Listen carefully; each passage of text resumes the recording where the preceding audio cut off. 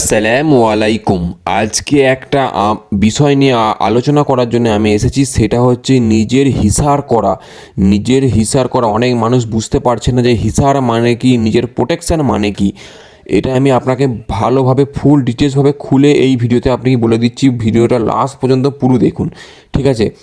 আপনি যখন কোনো জিন, পড়ি, মকিল এসবের আমল করতে যাচ্ছেন, ঠিক আছে? এমনও তো আমল আছে, এমনও তো অনেক আমল আছে যে জিন পড়ি আপনার ক্ষতি করে দেবে, ঠিক আছে? সে হাজির হয়তো হবে, সে কিন্তু আপনার ক্ষতি করে দিতে চাইবে, ঠিক আছে? কিন্তু আপনি যদি হিসার করে রাখেন, আপনার শরীর বন্ধ করে রাখেন, তাহলে কিন্তু কোনো রকম ক্ষতি করতে পারবে না, ঠিক আছে? আমি প্রথমে বলে দিই যে আপনাকে হিসার কিভাবে করতে হয়। ধরুন আপনি নিজের শরীর বন্ধ করবেন, তাহলে কি করবেন? এই যে স্ক্রিনে দেখতে পাচ্ছেন আয়াতুল কুরসি, ঠিক আছে? এটা হচ্ছে আয়াতুল কুরসি। আমি একবার আপনাকে পড়ে শোনাচ্ছি। আল্লাহু লা ইলাহা ইল্লাহু আল হাইয়ুল কাইয়ুম লা তাখুযুহু সিনাতু ওয়ালা নাওম লাহু মা ফিস সামাওয়াতি ওয়া মা ফিল আরদি মান জাল্লাযী আসফা ইনদাহু ইল্লা বিইজনি ইয়ালামু মা বাইনা আইদিহিম ওয়া মা খালফাহুম ওয়া লা ইউহিতুনা বিশাইইম মিন ইলমি ইল্লা বিমা শাআ ওয়াসিয়া কুরসিয়ুস সামাওয়াতি ওয়াল আরদ ওয়া লা ইয়াহুদুহু হিফযুহুমা ওয়া হুয়াল আলিয়্যুল আযীম। এইরকমভাবে আমি একবার পড়ে শোনালাম, এইভাবে আপনাকে 3 বার পড়তে হবে। 3 বার পড়ে নিজের হাতে ফুঁ দিন, নিজের হাতে ফুঁ দিন, ওই হাতকে সারা শরীরে ছুঁয়ে নিন, ঠিক আছে? ওই হাতকে নিজের গায়ে বুলিয়ে নিন, ব্যাস আপনার জিসমানি হিসার হয়ে যাবে, আপনাকে কেউ ক্ষতি করতে পারবে না, ঠিক আছে? এটা হচ্ছে প্রথম পদ্ধতি।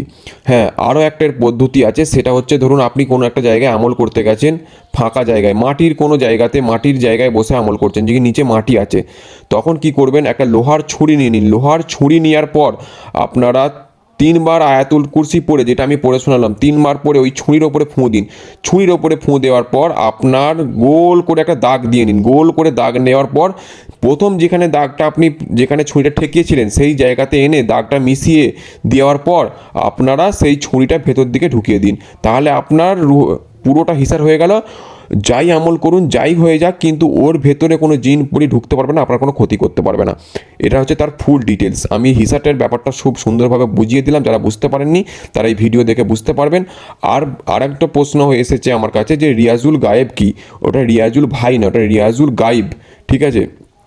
রিয়াজুল গায়েব কি? রিয়াজুল গায়েব হচ্ছে এমন একটা মাখলুক, ঠিক আছে? ওই মাখলুক, আপনি একটা আমল করছেন, যেটাতে রিয়াজুল গায়েবের খেয়াল রাখতে হবে। আমল করছেন, ওই আমল করার মধ্যেখানে যে রিয়াজুল গায়েব যদি আপনার সামনে চলে আসে, তাহলে কিন্তু আমল সব খতম হয়ে যাবে। আমল সেই রিয়াজুল গায়েবের কাছে চলে যাবে অটোমেটিক, ঠিক আছে? আপনার আমল কিন্তু কামিয়াবি হবে না।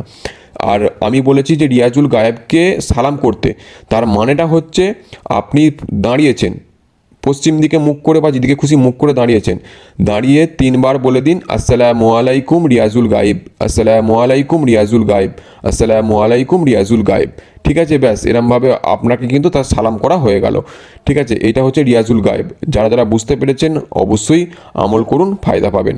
আর যারা যারা আমাকে দিয়ে আমল করাতে চান, যে কোনো আমল করাতে চান, স্ক্রিনে দেওয়া নাম্বারে আমার সাথে যোগাযোগ করতে পারেন। আর যে কোনো আমল, আপনাকে বলে রাখি, যে কোনো আমল নিজের কাছে রাখতে গেলে কিন্তু সুন্দরভাবে হাদিয়া দিয়ে আপনাকে নিজের কাছে রাখতে হবে। আপনি যদি পার্মানেন্ট আমল নিয়ে নিতে চান, অবশ্যই আমাকে কাজের জন্য যোগাযোগ করতে পারেন। আসসালামু আলাইকুম।